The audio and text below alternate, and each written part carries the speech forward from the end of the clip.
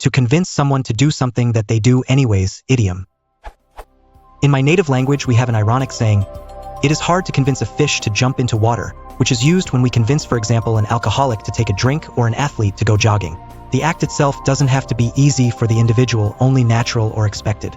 Is there a similar saying in English? Preach to the converted.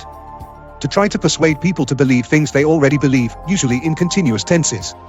There's no need to tell us about the benefits of recycling. You preaching to the converted.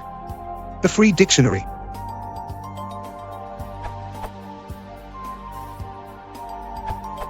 Preaching to the choir means trying to persuade an already convinced audience. The idiom is based on the idea of a pastor of a church delivering his sermon to the people in the choir, who are presumably already believers. Generally, it's used to mean you don't have to convince me, as in, "Hey buddy, you're preaching to the choir here, I'm already voting Democratic this year," or whatever. Idiomatic, speaking as if to convince a person or group of something which that person or group already believes. Often used to imply that a speaker is addressing the wrong audience or is deliberately addressing a compliant, non-challenging audience. This URL.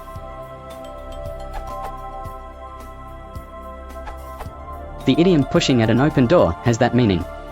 Definition of push at or against an open door in English: have no difficulty in accomplishing a task. If the management were to tackle this issue, it might find that it was pushing at an open door. www.oxforddictionaries.com. For example, trying to persuade that alcoholic to have a drink was pushing at an open door.